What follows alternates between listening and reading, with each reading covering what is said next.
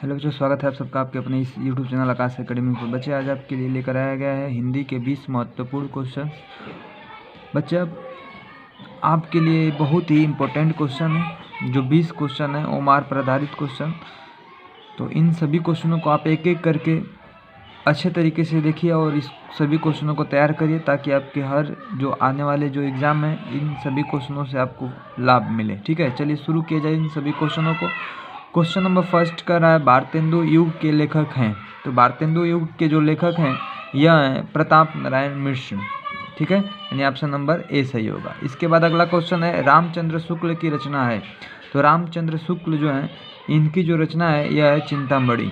इसके बाद अगला क्वेश्चन कर रहा है, हिंदी गद्य का वास्तविक इतिहास कब से शुरू हुआ। तो हिंदी गद्य का जो वास्तविक इतिहास है यह शुरू हुआ था 1850 ईस्वी से। अगला क्वेश्चन कर रहा है, प्रेमचंद्र द्वारा प्रकाशित पत्रिकाएं हैं।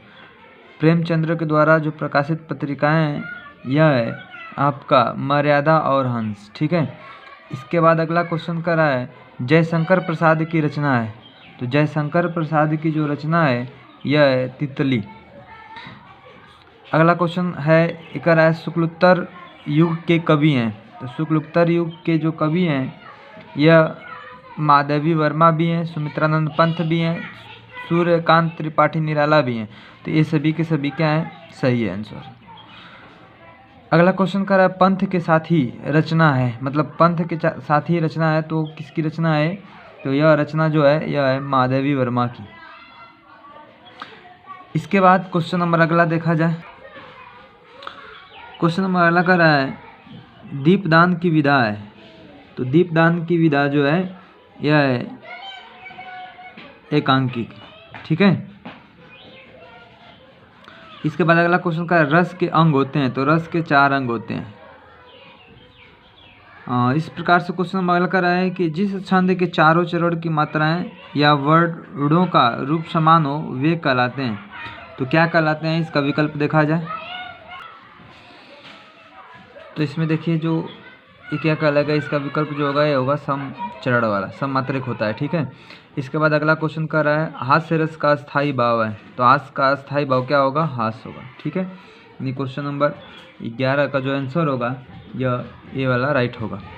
अगला क्वेश्चन कर रहा है, जब उपमान से भिन्नता जानते हुए भी उपमेय में उपमान की संभावना की जाए वहाँ होता है, वहाँ पर क्या होता है।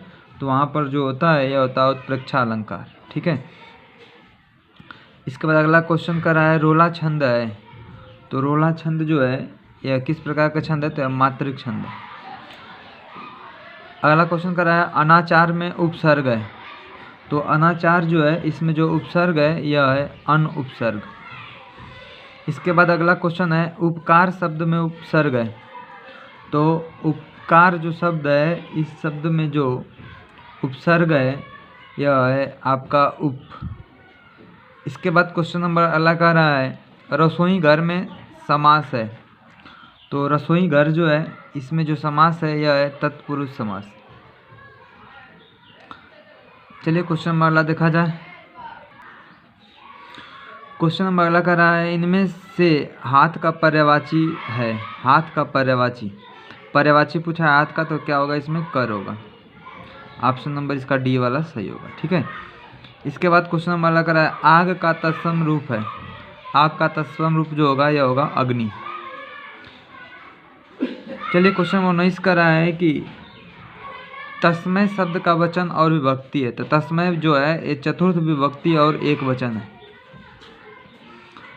अगला क्वेश्चन कर रहा है कि तया शब्द का विभक्ति और वचन है। तो तया जो शब्द है इसका विभक्ति और वचन जो है तृतीय विभक्ति एक वचन है, यह ध्यान रखिएगा। ये थे सभी 20 क्वेश्चन जो आपके लिए बहुत ही इम्पोर्टेंट हैं। आप सभी इन क्वेश्चनों को तैयार करिए, क्योंकि आपके पास बिल्कुल समय नहीं है। अगर आप ये सभी क्वेश्चन को तैयार करेंगे तो आपका जो एग्ज़ाम है बहुत ही अच्छे तरीके से जाएगा। ठीक है, चलिए बने रहिए हमारे इस यूट्यूब चैनल में। फिर मिला जाएगा आपको कुछ इसी प्रकार से इम्पोर्टेंट क्वेश्चन को लेकर के। तब तक के लिए धन्यवाद।